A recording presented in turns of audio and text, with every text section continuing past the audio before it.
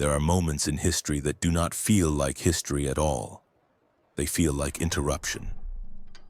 Civilizations record wars, kings, dynasties, and disasters, but hidden between those pages are the quiet fractures. The nights when the stars rose in the wrong place, the mornings when the sun did not obey its own schedule, the seasons that arrived out of rhythm, as if the world itself hesitated. In dusty temples and forgotten codices, priests from opposite corners of the ancient world describe the same terror, not of an enemy, not of a god, but of time losing its footing. Imagine a sacred observatory in Egypt, a priest waiting for the heliacal rising of Sirius that has appeared faithfully for generations, and then nothing. A missing dawn, a star delayed, a celestial pattern broken for the first time since memory existed.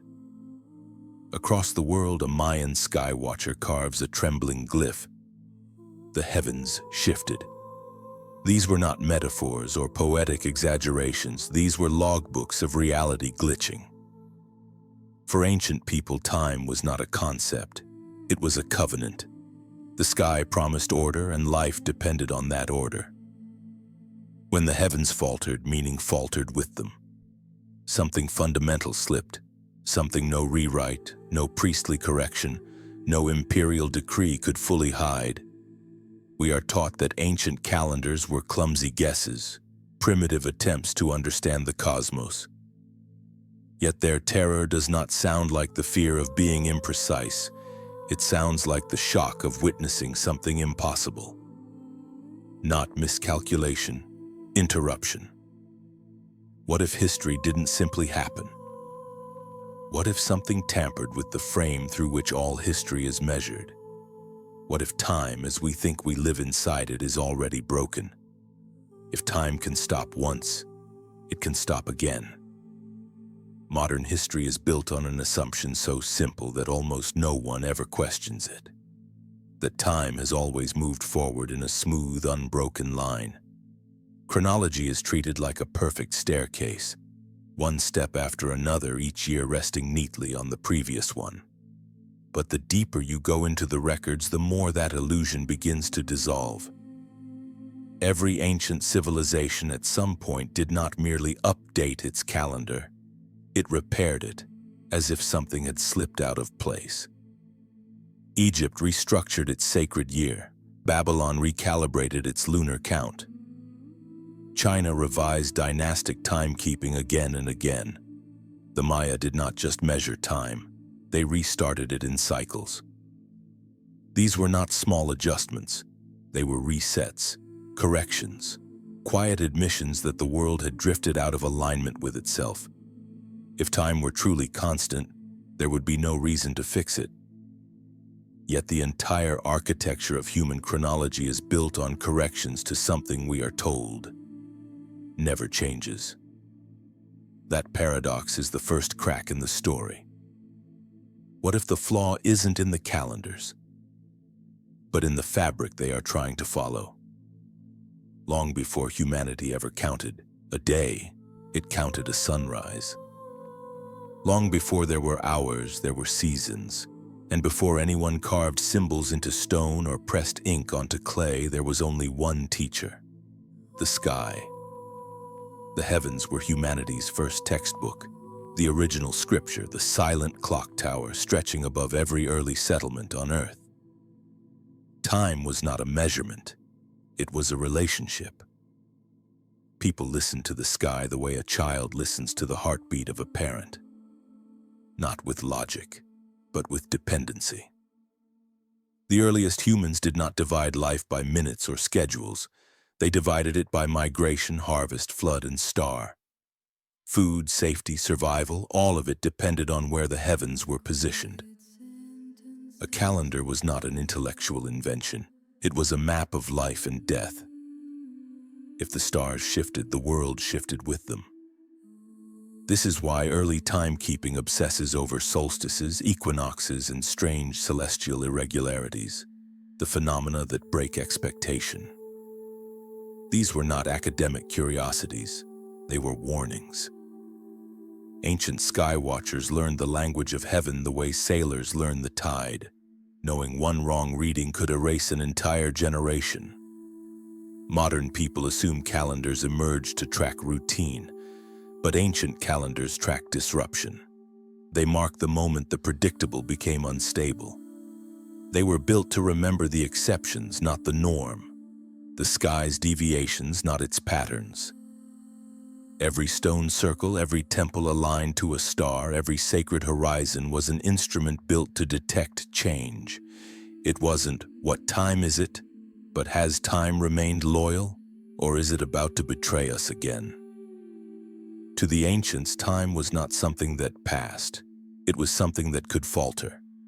If these early cultures were as primitive as textbooks claim, they should have struggled with simple agriculture. Yet they measured cosmic cycles so vast that even modern astronomy needed advanced instruments to confirm them. The Egyptians knew when Sirius would rise thousands of years in the future, a feat requiring not just observation but precision spanning centuries of inherited records. The Sumerians charted the heavens with a mathematical accuracy that implies long-term celestial tracking far beyond a single human lifespan. The Maya did not measure years. They measured epochs, crafting a long count that predicts a 5,225-year cosmic rhythm. These are not the achievements of trial-and-error farmers. These are the fingerprints of a civilization with long memory. Memory that behaves more like legacy data than guesswork. Mainstream historians call this ritual astronomy, as though elaborate stone calendars were merely symbolic stage pieces for festivals.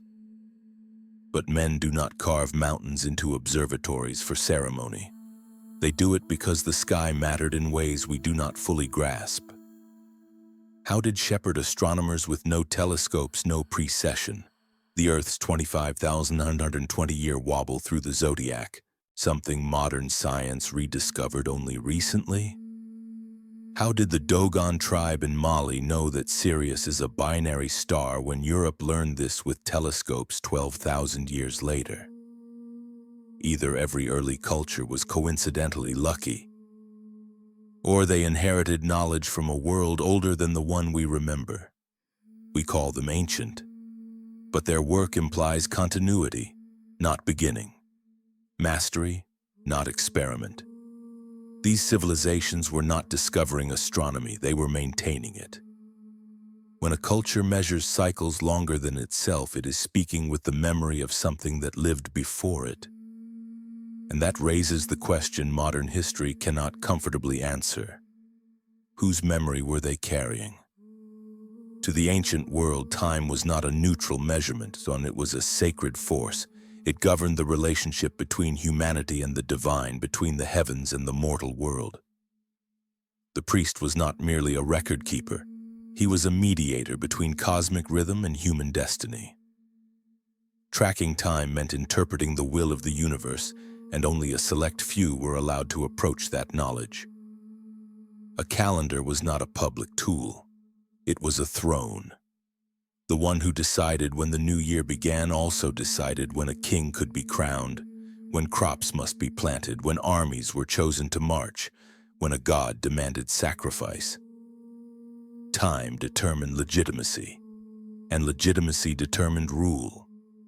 This is why so many civilizations built observatories inside temples instead of universities, not because they feared science, but because knowledge of time was power itself. The common people were told what time it was. They were never taught how time was known. Timekeeping was classified information, and secrecy is rarely born from ignorance. It is born from control. We imagine progress as a move from superstition to logic, but the ancients were not irrational. They guarded time because they understood something terrifying about it. Time could shift, and if it shifted, the world needed an authority to define the new order. If time changes, who decides reality? Who declares which moment is now? Who has the power to say history continued or restarted? This is why priesthoods became dynasties, why astronomy became ritual, why kings ruled by divine timing. not simply divine right. Once time became sacred, it became political. And once it became political, it had to be hidden. In school, we are taught that Julius Caesar reformed the Roman calendar, a tidy administrative correction to keep dates aligned with the seasons. But buried under that neat explanation is a historical oddity that scholars almost never discuss. Rome did not merely adjust its calendar, it erased a year. An entire year of lived human reality vanished from chronology. No battles recorded, no births, no festivals, no political actions. As if life itself paused and history silently slid over the gap. Officially, historians call it an overcorrection of leap days. But if the mistake was merely mathematical, why was the solution not mathematical too? Why was the past rewritten instead of the future recalibrated? Why remove an entire year of time rather than simply adjust the calculations going forward? The Roman world depended on ritual alignment between the heavens and imperial authority. If time fell out of sync with cosmic order, leadership, by their own theology, lost legitimacy. The calendar did not just track seasons, it defined sovereignty. So when the sky no longer matched the state's reckoning, they did the unthinkable.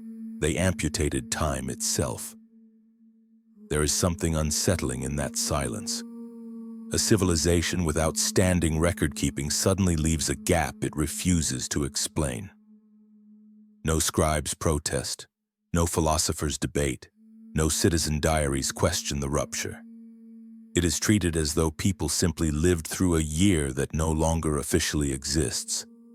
And Rome was not unique. The deeper pattern begins here.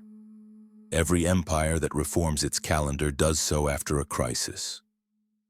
Something breaks, not politically but cosmically, and the priest astronomers or imperial advisors intervene not to reflect history but to reset it. We are told this was administrative housekeeping, but ancient Rome was not realigning a clock, it was reasserting cosmic control. A missing year is not a clerical fix, it is a fracture in time. It is a place where the known world lost its rhythm, and rather than acknowledge the rupture, the authorities covered the seam. Which leaves the haunting question suspended beneath the polished story. What happened in that year they chose not to preserve? What force is powerful enough that the only response was to delete time itself? Erasure is not correction, it is concealment. And history only conceals what it fears. In the temple records of ancient Egypt, there is a statement so subtle that most historians pass over it without pause. Yet it is one of the most astonishing observations ever recorded by human civilization. The priests wrote that the stars no longer rise where they once did. This is not poetry, it is not myth, it is astronomy, and it is alarm. To an agrarian culture, the stars were navigation, prophecy, agriculture, and religious schedule all at once. If a star moved, the world moved. But this was not a slow drift across centuries. The phrasing suggests sudden displacement. A sky that had been stable for generations appeared to shift position, as though the earth itself had tilted beneath it. Mainstream scholars dismiss this as priestly exaggeration or a metaphor for dynastic upheaval. But priests did not exaggerate when the cosmos was their calendar. They were trained to detect the smallest deviation in heliacal risings. Yet here they describe a fundamental repositioning, as though the heavens had reset their coordinates overnight. The only way the stars could rise in another place is if the reference frame, the Earth, changed its tilt or orientation. A minor axial shift would rewrite the sky. A more dramatic one would rewrite entire epochs. And Egypt was not alone in its testimony. Around the same period, Chinese records speak of a new north, and Vedic texts reference the sky trembling. When three distant civilizations record the same cosmic violation, coincidence becomes a weak refuge. If the heavens moved, it means the oldest of all assumptions, cosmic continuity, was broken. Not through gradual precession, but through a jolt. This is where the modern mind struggles. We imagine Earth as geologically chaotic but cosmically stable, yet ancient documentation hints at the opposite. The danger wasn't beneath their feet, but above their heads. Something powerful enough to reposition the sky is powerful enough to reset time. And when the sky shifts, everything tied to it, seasons, calendars, ritual cycles, even dynastic authority, must be rewritten to match. The Egyptians didn't update their calendar because they miscounted. They updated it because the cosmos refused to stay still. Egypt may be the most cited example, but it is far from the only one. Across the world, in cultures with no known contact, the same strange phenomenon unfolds, a sudden need to recalibrate time. In China, imperial astronomers recorded that the heavens no longer aligned with the former reckoning, forcing a sweeping reform of the mandate calendar. In Vedic India, priests revised the sacred timing of yajna rites because the cycle had slipped. In Mesoamerica, the Maya began a new long count, as if the world itself had crossed a threshold that divided one age from another. These reforms did not emerge centuries apart. They arose within a surprisingly narrow historical window. 4 corners of the world, 4 distinct cosmologies, 4 isolated priesthoods, all compelled to rewrite their measure of reality. Coincidence is the explanation of convenience. Convergence is the explanation of pattern. Historians call these adjustments cultural refinement. But nothing about them looks like refinement. They look like synchronization, the aftermath of a jolt powerful enough to ripple through continents. If these civilizations were not trading ideas, why were they reacting to the same cosmic disruption? Why does every major calendar revision follow a narrative of recovery, as though the world were trying to regain its footing? A local myth can be dismissed, a cultural metaphor can be debated. But a global recalibration is evidence. Something happened, something the modern timeline cannot comfortably house. A reset so profound that even distance became irrelevant. The sky itself delivered the same message everywhere at once. Not a political event, not a philosophical revolution, a cosmological trauma. Different languages, different empires, different gods, yet all rewriting the clock as if obeying a single unseen command. This is the moment history stops looking like a chronology and starts looking like a survivor's record. Hidden in plain sight is one of the most astonishing clues in all of ancient chronology. For a significant portion of early human history, the year was not 365 days. It was 360. The Babylonian year, 360 days. Early Vedic India, 360 days. Pre-dynastic Egypt, 360 days. Pre-classic Mesoamerica, 360 days. 4 different continents, 4 unrelated civilizations, 4 priestly systems, all certain that the Earth completed its great cycle in exactly 360 days. No debate, no correction, no approximation. It was accepted as cosmic law. Then suddenly, and the word suddenly matters, the heavens no longer matched that rhythm. The missing 5¼ days appear everywhere as a mythic aftershock.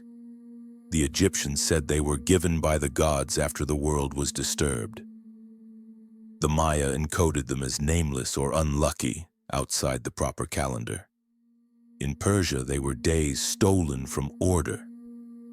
These weren't adjustments, they were additions, like a world forced to bolt on extra time because something had broken the original rhythm. If the ancients were simply mistaken, why are they consistent? And why does the error vanish only after a cataclysmic sky shift appears in multiple civilizational records?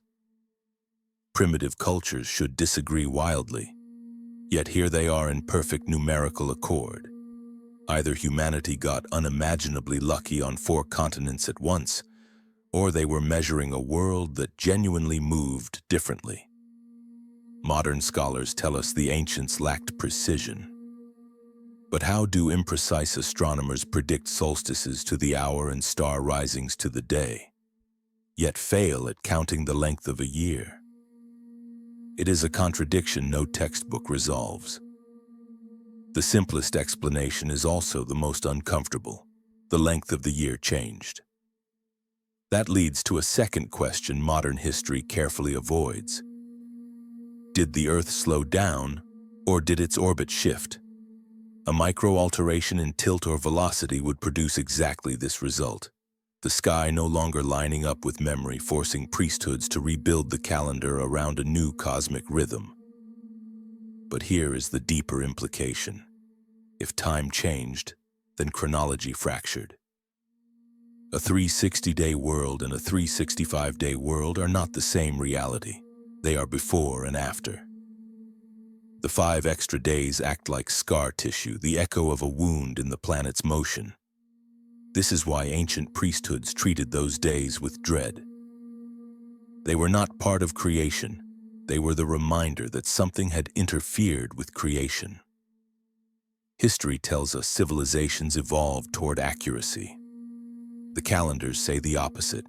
They began with accuracy, and then rewrote it after a cosmic rupture. The past didn't begin broken, it became broken. When the missing 5 days appear in ancient records, they do not arrive as mathematical improvements.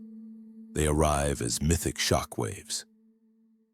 Egyptians, said the god Thoth, won them in a cosmic wager to repair a broken creation. The Maya declared them unlucky and placed them outside the sacred count altogether. In the Vedic world, they were days of disorder, tucked into the calendar like a scar that must never be forgotten.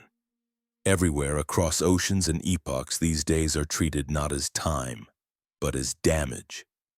If this were simple calendar refinement, why is the tone everywhere the same? Grief, fear, disruption? Why do cultures speak of these days as foreign to the world, as if reality itself had been torn open and stitched back together? No civilization celebrates them. They mourn them. Myth is often memory disguised in metaphor. When different civilizations describe the same anomaly with the same emotional charge, they are not telling parallel stories. They are preserving a shared wound. Something happened that the world did not merely witness but survived. The obvious question becomes, what force could alter the Earth's year length so abruptly that priesthoods scrambled to rewrite cosmic law? A cometary near pass could tug Earth's orbit. An axial shock could force a tilt jump. A gravitational encounter with a rogue body could lengthen the solar cycle without leaving behind an obvious scar in geology, yet devastate chronology. Modern science considers such events implausible, not because there is no mechanism, but because accepting the mechanism would require accepting that the cosmos is not stable. And a stable cosmos is one of modernity's emotional dependencies. Ancient astronomers, however, witnessed instability firsthand. They did not theorize a change in the heavens. They responded to one. Their myths are not metaphors for gods behaving badly. They are encoded testimony of a world recovering from a cosmic blow. So the real question is not whether the extra 5 days were cosmological or catastrophic. The deeper, more unsettling question is, why did ancient civilizations interpret them as something unnatural, something added to reality? They did not say, we discovered a longer year. They said, the world was broken and then repaired, which means the anomaly wasn't mathematical. It was existential. The 5 missing days aren't an adjustment. They are a fingerprint of whatever struck Earth hard enough to rewrite heaven's clock. Modern historians insist the 360-day year was simply a miscalculation, a primitive attempt later corrected by more advanced societies. But this explanation collapses the moment you look at what these same cultures were capable of.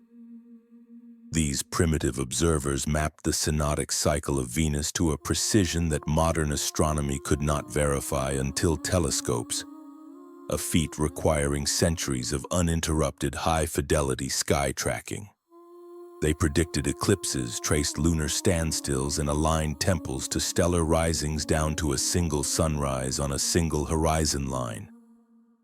These are not the habits of people casually guessing the length of a year. You do not build a cosmic clock into architecture if your numbers are wrong. You do not carve stone star charts that still work thousands of years later if you are confused about basic time. The contradiction is glaring. If they were wrong about something as fundamental as the solar year, they should be wrong about everything else, yet they were right about everything else. Therefore, the simplest conclusion is not that their science was flawed, but that the world they measured was different. Modern scholarship reframes anomaly as incompetence because it protects the assumption that Earth's motion has always been stable. But archaeology tells a different story. The calendars did not gradually become more accurate. They abruptly changed reference frames. A miscalculation is a human error. A synchronized global shift is a cosmic event. We inherit the modern model of time as a straight line because it keeps history contained. The ancients did not see containment. They saw rupture. Their records are not confused. They are resisting erasure. When mainstream academics say, they didn't know better, what they truly mean is, we cannot accept what they remembered. Because if the ancients were correct, then time is not constant. It is conditional.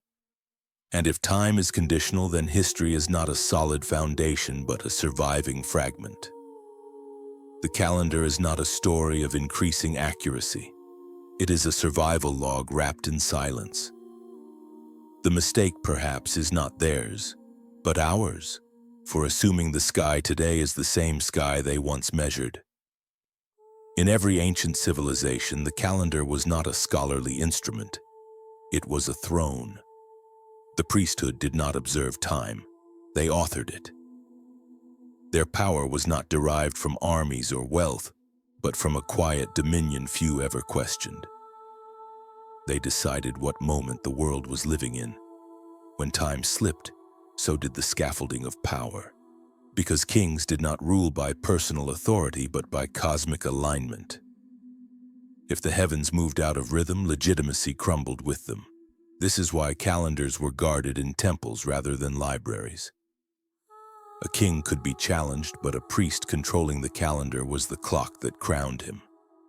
Timekeeping was the root code of civilization. Alter the count, and you alter fate itself. The modern world assumes a calendar is passive, a tool for marking dates. The ancient world treated it as cosmic jurisdiction. To rewrite the calendar was not clerical work. It was metaphysical surgery. If the year length changed, then rituals had to move, coronations had to be re-sanctified, agricultural rites had to be re-anchored to the new sky, and dynasties had to realign their symbolism with a freshly recalibrated cosmos. Whoever controlled the reckoning of time controlled the acceptable past. This is why, when a disruption in the heavens occurred, priesthoods did not announce catastrophe.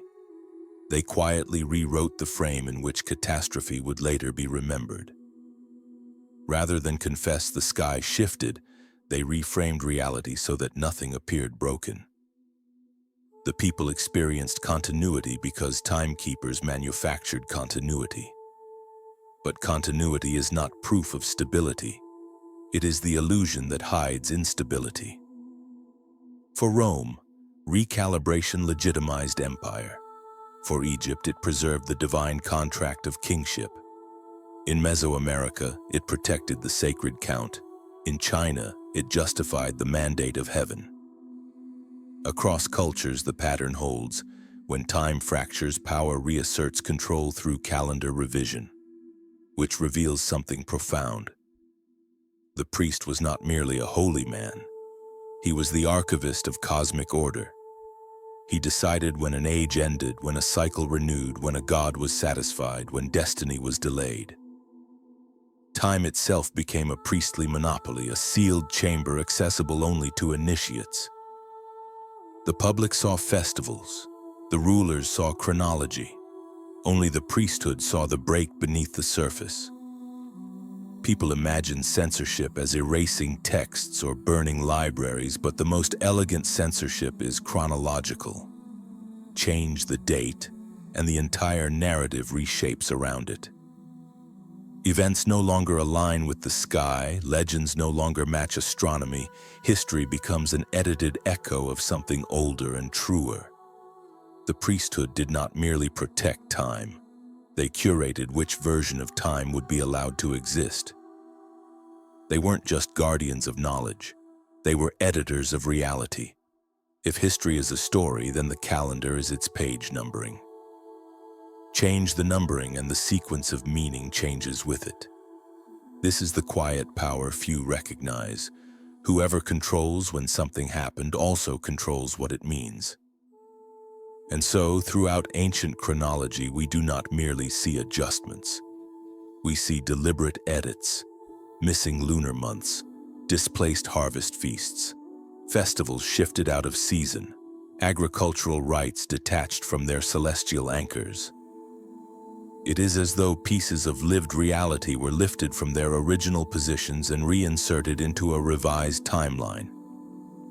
In Sumer and Babylon, lunar cycles were compressed or stretched to erase periods of instability.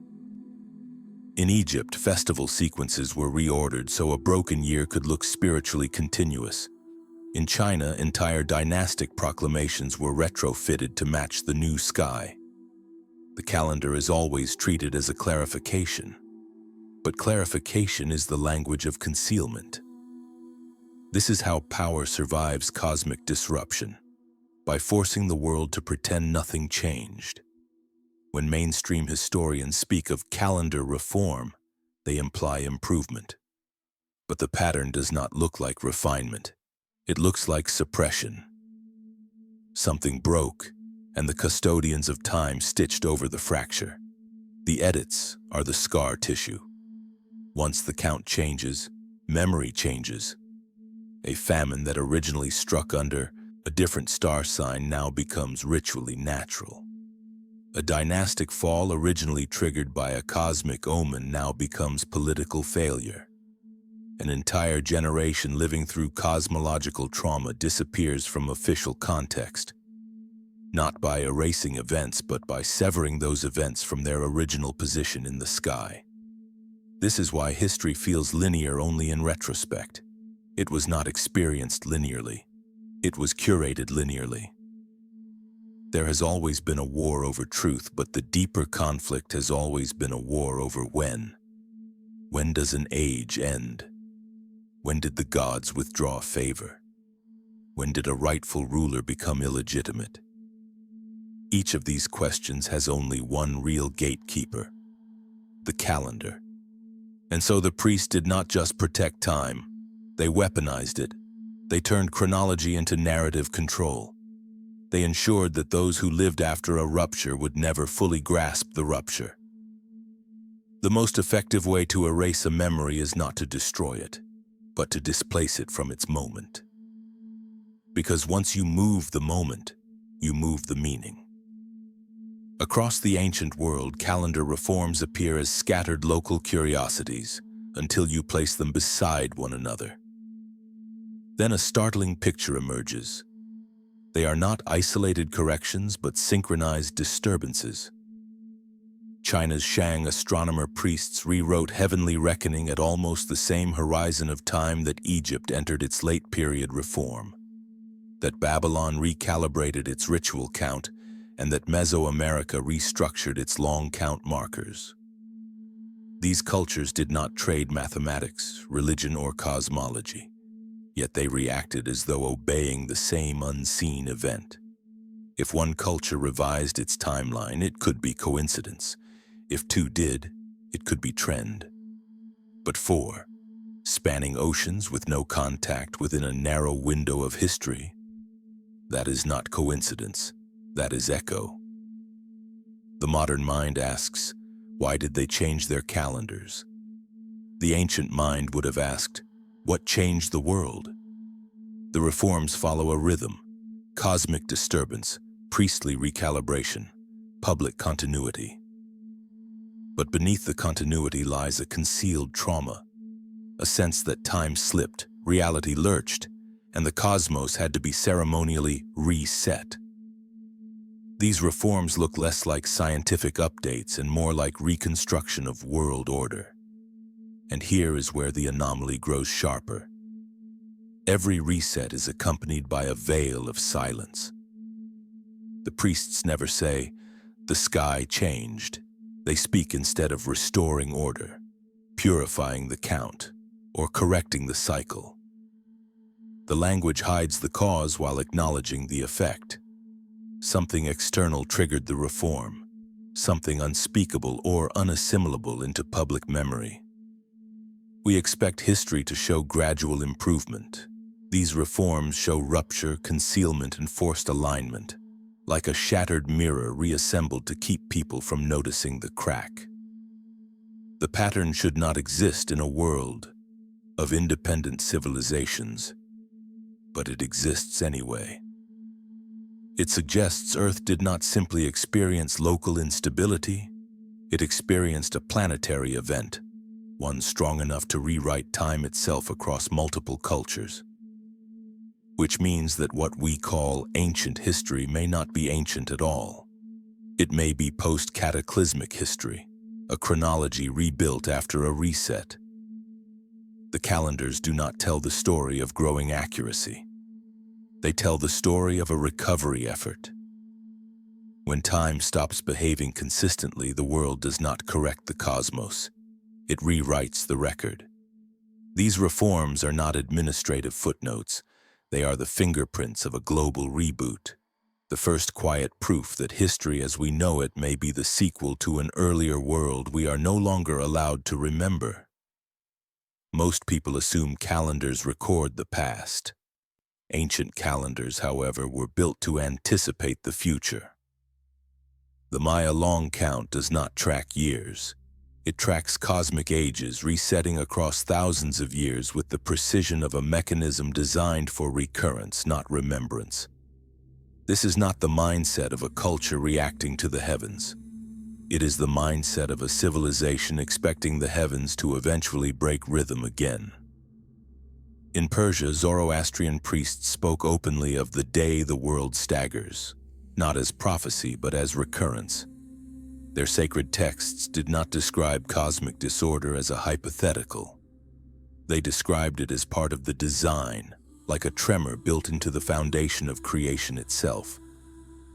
These traditions do not treat sky shifts as accidents. They treat them as scheduled trauma. This is perhaps the most unsettling implication. The ancients did not keep calendars because they feared losing track of seasons. They kept them because they understood the cosmos was unstable and instability repeats. Meanwhile, modern civilization comforts itself with the idea that catastrophe is rare. The ancients believed the opposite. Catastrophe is rhythmic. Our textbooks insist ancient people were superstitious sky watchers. Yet their calendar systems behave like predictive algorithms, tracking cycles far longer than a human lifetime, mapping return points of previous disruptions, architecting memory into mathematics. This is not anxiety, it is warning. A culture that predicts thousands of years into the future is not trying to preserve chronology. It is trying to survive continuity failure, which forces a new question. How did they know what the sky would do before the sky did it? Either they possessed observational archives stretching back through unimaginably long periods of measurement, or they inherited knowledge from a time before the last reset. This is where the illusion of linear progress collapses. We imagine history as climbing upward, but the ancients behaved as though history falls, resets, and begins again. Their calendars are not relics of fear or reverence. They are manuals of recurrence telling us the universe does not simply move, it loops. The Maya were not predicting an ending, they were preparing for another beginning. Hidden beneath myths, temples, and star lore is a number that should not be there, a number so large, so specific, and so astronomically complex that its presence in the ancient world defies every modern assumption about primitive knowledge. 25 down on 120. This is the length of the great precessional cycle, the slow wobble of Earth's axis as it traces a giant circle through the heavens. Modern science did not recognize this cycle until advanced mathematics and long-term sky measurements confirmed it. Yet Egypt, Vedic India, the Olmecs, and even early Andean cultures incorporated it openly, architecturally, ritually. This means they were not merely observing the sky, they were measuring deep time. You do not discover a 26,000-year cycle by accident. You cannot chart it in a single lifetime. You cannot verify it with naked eye stargazing unless you are inheriting a record, a continuity of observation that predates the civilization credit for discovering it. Temple alignments confirm it further. The Sphinx faces a sunrise position aligned not to its own era, but to a sky thousands of years older. Angkor Wat maps the precessional turning of the constellations. Mesoamerican pyramids encode stellar drift through cosmic quadrants. This is not architecture as monument, this is architecture as clockwork. The modern paradigm treats time as a straight road, beginning, progress, future. But the ancients engraved precession into stone because they knew time does not travel forward, it rotates. Ages repeat, civilizations repeat, cosmic conditions recur. When academics call this symbolism, they flatten a science older than modern history itself. You do not carve 26,000 years into temple orientation for symbolism. You do it for warning, for record-keeping, for memory. And this is where an uncomfortable implication emerges. If the ancients were tracking the great cycle, then they also knew where we are inside it now. Which means they did not only remember the last reset, they expected the next. A straight timeline produces certainty. A cyclic timeline produces inevitability. Precession is not philosophy. It is a countdown. The ancients were not staring at the sky in wonder. They were watching the clock of catastrophe slowly swing back toward reset. If time is a wheel rather than a line, then history is not a story of invention. It is a story of recurrence. What we call progress may simply be recovery. The slow rebuilding of knowledge that once existed was shattered and is now being pieced together again. In a cyclical world, anomalies are not errors. They are memory markers, reminders that the current age is not the first age to stand at this threshold. This is why ancient civilizations preserved catastrophe not as history but as calendar. Myth is not a fable, it is a timestamp. When cultures speak of world ages, golden eras, destructions by fire or flood, reunions of sky and earth, they are naming previous turns of the wheel. A straight timeline treats those accounts as metaphor. A cyclical timeline reveals them as archives of recurrence. The modern worldview resists this idea because a cyclical universe leaves no room for supremacy. If time loops, then we are not the culmination of civilization. We are simply the latest iteration. Not exceptional, but repeating. This is the existential crack. What if the lost civilizations we wonder about were not ancient experiments in culture and architecture, but prior seasons of the same world system?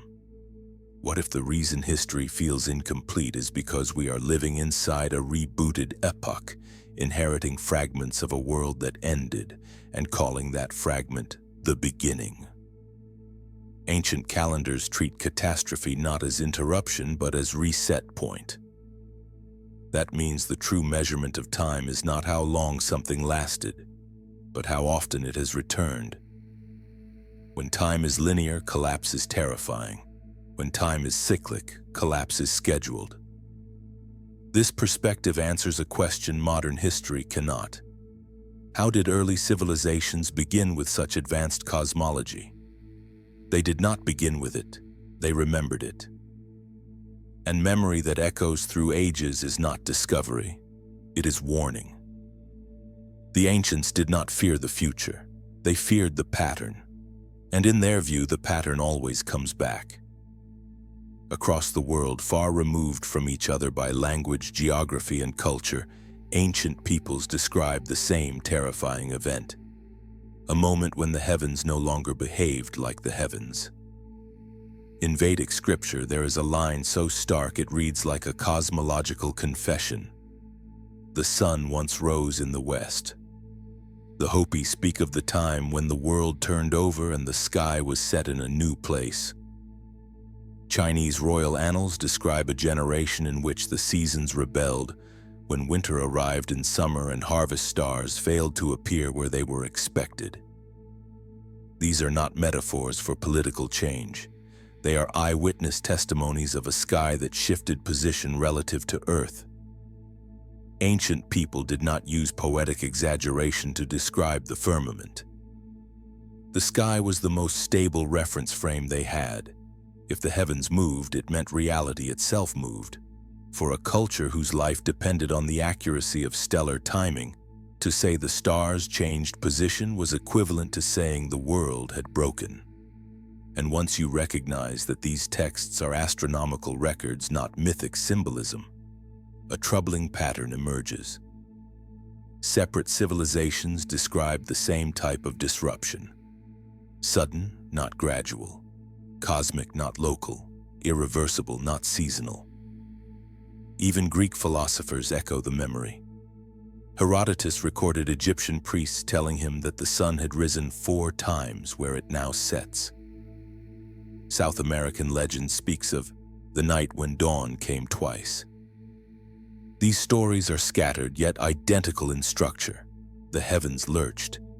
The modern world is trained to treat these sources as allegory, because accepting them as literal description would require rewriting the most fundamental assumption of astronomy, that the Earth's orientation is stable. But the ancients were not confused, they were reporting.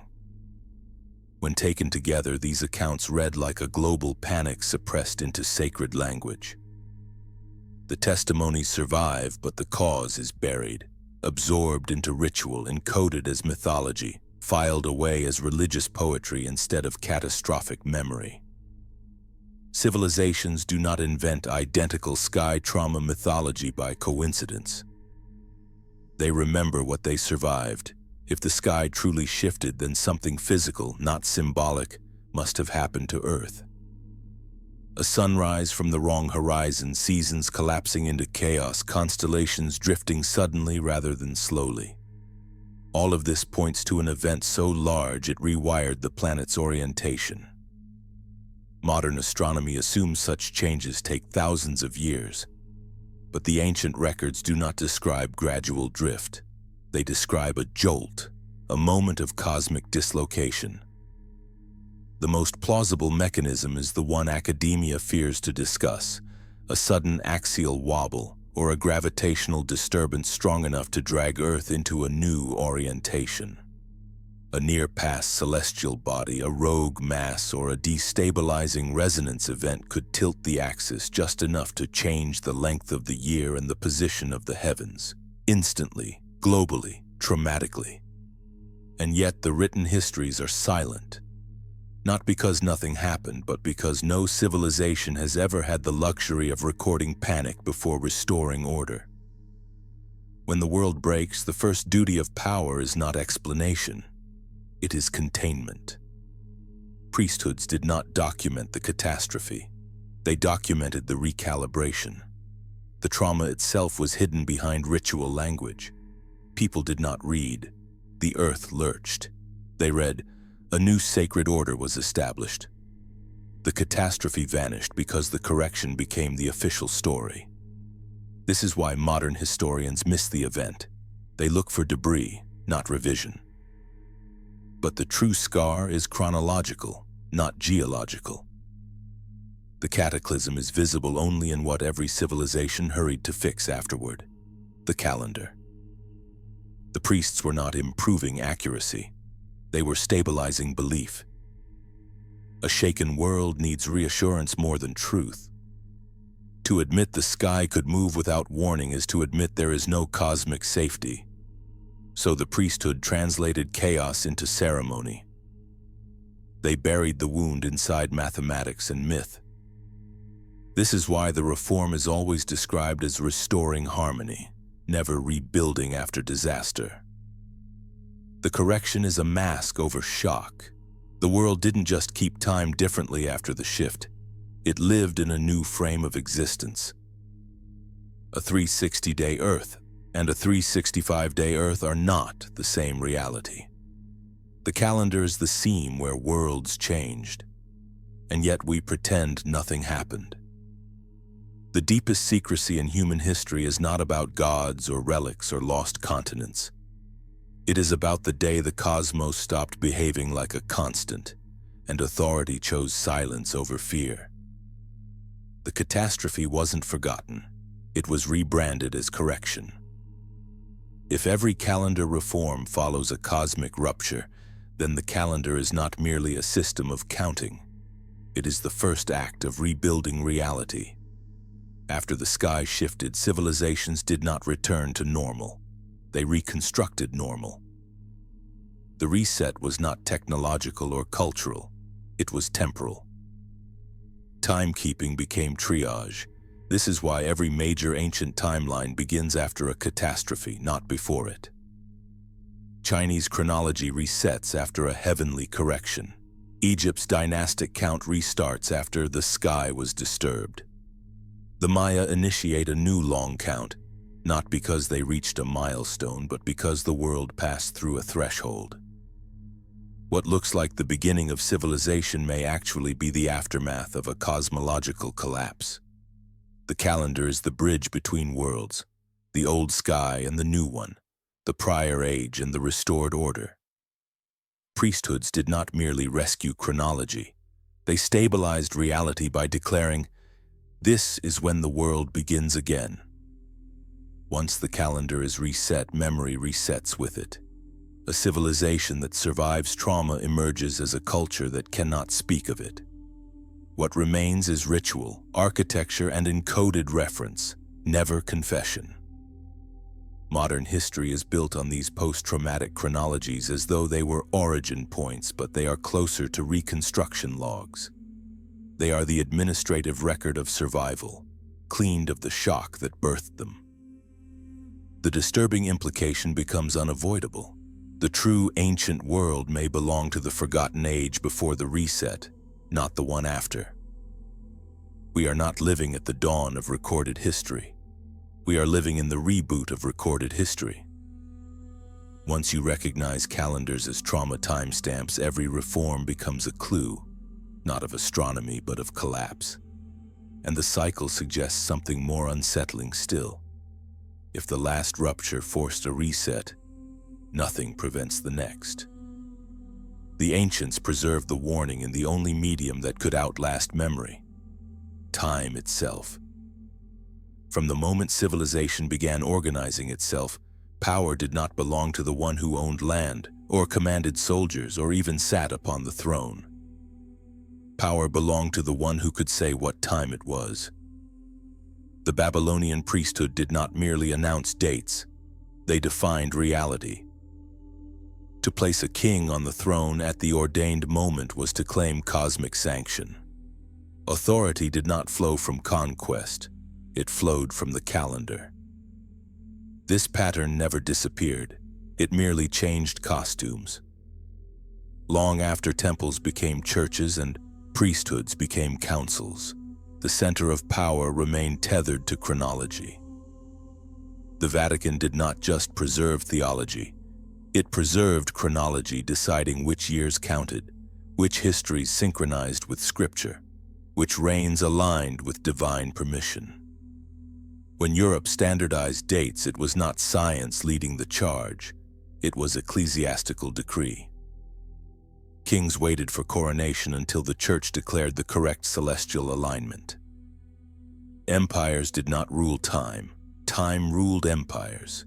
Modern society assumes the calendar is neutral, objective, fixed, but calendars are negotiated into existence, legislated into permanence, and politically ratified. That is not measurement. That is management. The public believes history explains time. In reality, time explains history. If a ruler can shift when something happened, he can shift what it means. A rebellion dated before a coronation becomes treason. The same rebellion dated after becomes revolution. A famine linked to a sky omen becomes divine judgment. Move it 3 lunar cycles and it becomes drought. Meaning is born not from the event, but from its placement in time. This is why every empire has eventually seized the calendar. It is the cleanest form of total authority. You do not need to erase memory if you can reframe it. You do not need to censor truth if you can timestamp it differently. People defend what they remember, but they rarely question when they were told it happened. The ancient world understood this instinctively. The modern world forgets it conveniently. Who controls the count controls the narrative. Who controls the narrative controls legitimacy. And who controls legitimacy controls civilization itself. The battle over history has never been a battle over facts. It has always been a battle over when facts are allowed to exist. If time can be managed, it can also be manufactured. And nowhere is this possibility more unsettling than in what historians now call the phantom time hypothesis. The argument that nearly 300 years of European history never happened at all. According to this theory, the years 614 to 911 AD were not lived. They were inserted, fabricated to legitimize imperial lineage and synchronize power with prophecy. The claim sounds impossible until you examine motive. The Holy Roman Empire needed a past grand enough to justify divine rule. A young empire without roots is merely a regime. An empire tied to sacred chronology becomes destiny. The solution? Extend the past. Create centuries of inheritance. Insert a golden age that never occurred. What makes this theory disturbing is not its boldness, but its plausibility. Medieval record-keeping was controlled entirely by the church. Monks were the copyists, archivists, and calendar custodians. If a council agreed to correct chronology, who would contest it? There was no competing timestamp. The past belonged to whoever held the pen. When scholars challenge phantom time, they argue, we have architectural remains from those centuries. But architecture can be misdated, and has been repeatedly. Carbon dating assumes chronological stability. Chronology is the very thing under question. More troubling still, major developments attributed to those phantom centuries leave suspiciously little archaeological footprint. Whole monarchies rise and vanish with almost no physical trace. Recorded history suddenly leaps forward in sophistication, as though someone pressed fast forward on civilization. The deeper implication is chilling. If nearly 3 centuries can be invented, then history is not simply curated, it is editable. That means the past we inherit may not be false, just strategically positioned. Not wrong, but rearranged. And if time can be inserted, it can also be deleted. This is not ancient priesthood secrecy. This is medieval statecraft, a demonstration that chronology is a political instrument, not a neutral record. The same mechanism used once can be used again, quietly, invisibly, wherever time is treated as an unquestionable constant. The question is no longer, did they fabricate time? The question is, how much of our recorded past exists because someone needed it to? The most frightening form of censorship isn't the destruction of documents. It is the quiet removal of context. You don't need to burn a library if you can simply shift the calendar that defines its relevance. Once the timestamp moves, the meaning dissolves. Erasure by force is loud. Erasure by math is invisible. When modern people imagine lost history, they picture missing scrolls, forgotten tombs, vanished temples. But entire civilizations can disappear without a single artifact being destroyed, simply by being pushed outside the acceptable range of time. If an event is assigned to a year that doesn't exist, it becomes unplaceable. If a culture predates the standardized world calendar, it becomes myth. If ruins don't match the official chronology, they are labeled anomaly, not evidence. That is the real secret. Chronology is the filter through which archaeology is allowed to speak. A discovery that fits the timeline is called history. A discovery that predates it is called speculation. Same artifact, different timestamp, different reality. This is why changing the start of a calendar is not administrative, it is surgical.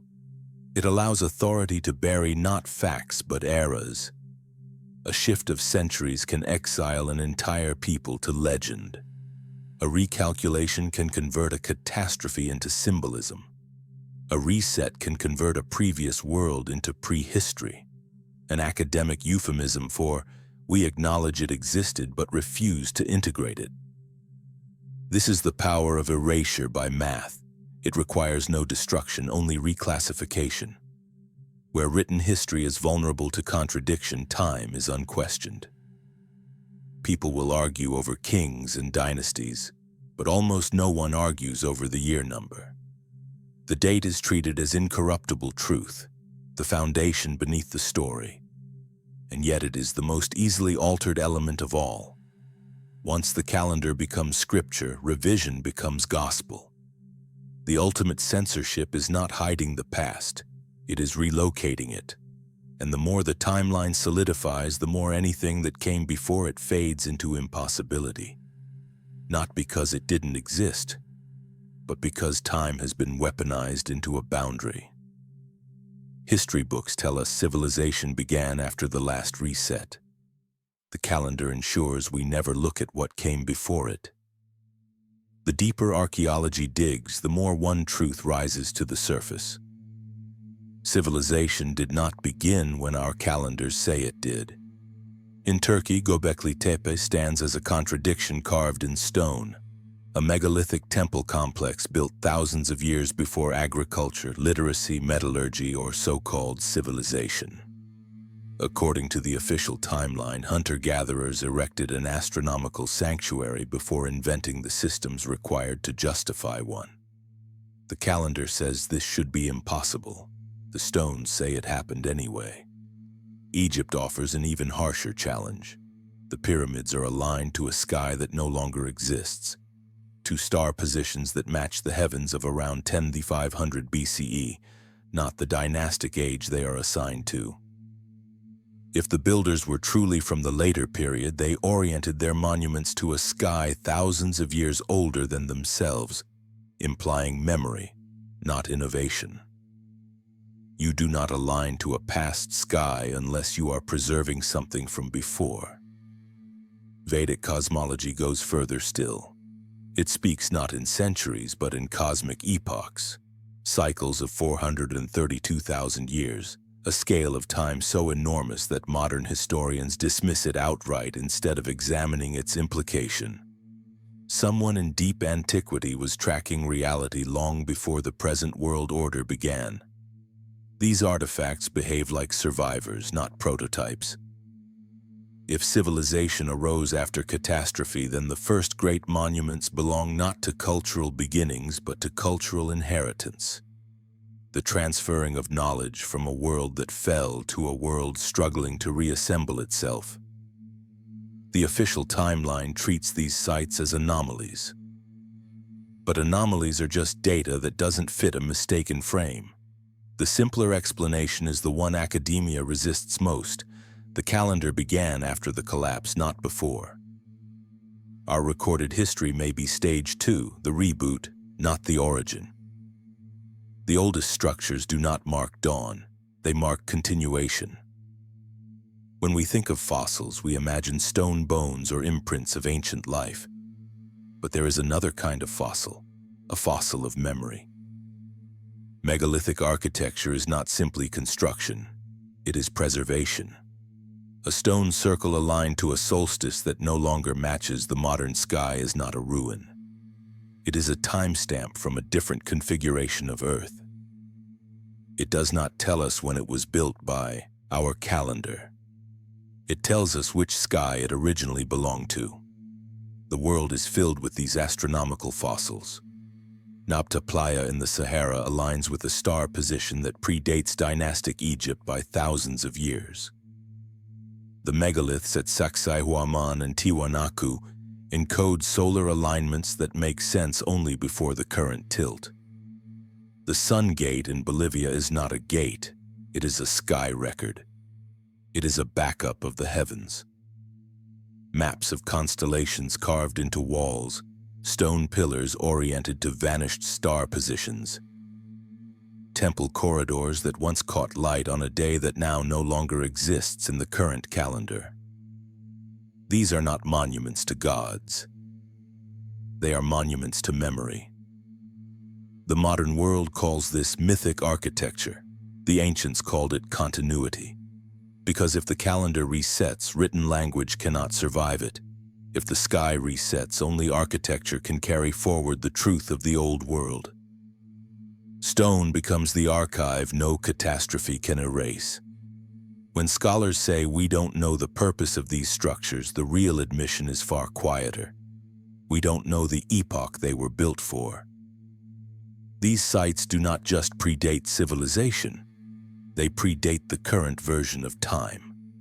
What remains standing is not the first chapter of human history, but the last page of the previous one. If the great monuments, myths, and alignments are remnants of a previous world, then our history is not a beginning, it is a continuation. Humanity may not be writing its origin story at all. It may be writing its second season, unaware that the first was wiped clean by a rupture so complete that only architecture and cosmology survived its memory. This reframes time anomalies as something far more significant than errors. They are fingerprints, residue from the collapse of a prior age, evidence that our world is built atop the ruins not just of stone, but of chronology. We are living in a rebuilt timeline, one with a curated starting point, severed from its predecessor by a reset event powerful enough to shatter continuity itself. This explains why ancient knowledge appears fully formed instead of gradually developed. It wasn't invented, it was inherited. Civilizations didn't rise from ignorance into sophistication. They rose from catastrophe into recollection, carrying fragments of an older order stitched into myth, ritual, temple geometry, and sky lore. But if we are living in a sequel, it means something else as well. Every reset implies recurrence. The ancients did not prepare calendars to remember the past. They prepared them to warn the future. Not it happened once, but it will happen again. The reason modern history feels incomplete is because we are reading a story that begins in the middle. The prologue is missing, the first book is gone, and the most haunting question is not how much was lost, but how much was preserved on purpose for the next cycle of survivors. If history restarts after every cosmic rupture, then the calendar is not a timeline, it is a countdown.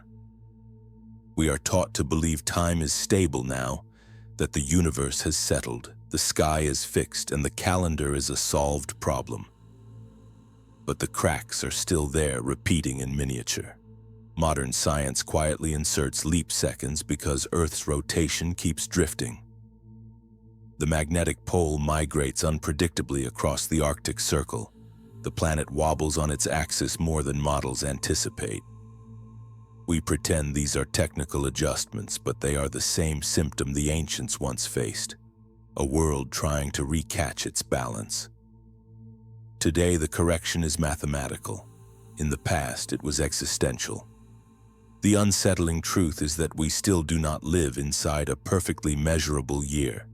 We live in a compensated one, a reality being realigned in tiny increments so the illusion of continuity holds. Scientists don't fix the earth, they fix the clock. The priests once did the same. We comfort ourselves with the belief that instability belongs to the past. But the past is simply where the last major correction was finalized. The present is where the next one is quietly building. We think we are advanced because we can label the anomaly. The ancients were advanced because they could anticipate it. Time is not stable now. It is merely being managed in the same way priesthoods once managed it, invisibly. The tools are different, but the fear is the same. Civilization still depends on the illusion that the sky cannot break again. But it can, and it does, slowly, then suddenly. The difference between us and the ancient world is not knowledge, it is awareness. If the ancients treated cosmic resets as cyclical, not accidental, then the question is no longer if another correction will come, but when. The world we occupy is not stable, it is temporarily aligned. Everything from precession to polar drift suggests that Earth is moving toward the next point on a repeating curve. The same curve earlier civilizations tried to map before the last rupture erased theirs. This is not prophecy. It is pattern. When cycles return, the sky does not announce disaster. It simply crosses a threshold and reality shifts behind it. The ancients didn't warn of end times. They warned of turning times, the moment a cosmic gear slips into its next position. What modern civilization calls anomaly, they recognized as countdown. If the last reset forced humanity to rebuild its calendar, then the next reset would do more than distort time. It would erase chronology again. And once chronology breaks, identity follows. A world without a stable clock becomes a world without a stable self. This is why ancient architecture, myth, and priestly secrecy point forward, not backward. They weren't memorializing a golden age. They were leaving instructions for the survivors of the next rupture. The true terror is not cosmic violence. The true terror is cosmic repetition. We are living at the quiet edge of a cycle older than recorded history, a cycle measured not in centuries but in resets. And when the sky moves again, the calendar will once more be rewritten, and the past will once more be buried to protect the illusion of continuity. The ancients didn't tell us what would happen, they told us it would happen again. If time can break, then history is not a record, it is a recovery effort. We treat the timeline as a container holding all that has happened. But what if time is not something we live within, but something that flows through us? What if memory is not just cultural but cosmic? Fragments of a previous world resurfacing inside the next? The great silence in history is not about what we don't know. It is about what we are not allowed to remember. Every reset buries a world, and every reconstruction buries the fact of burial. What remains is a civilization convinced it is the first or the pinnacle or the culmination, because it has no living memory of the last time the wheel turned. But the wheel always turns. The past is not behind us. It is beneath us, layered into myth, architecture, star lore, and fracture points in time that never fully heal. We stand on a world that has ended before, calling ourselves modern only because we do not recognize the ruins we are standing on. And so the final question is the one history cannot afford to ask. If time resets again, will we remember who we were? Or will we, like every world before us, awaken inside a new calendar and call it the beginning?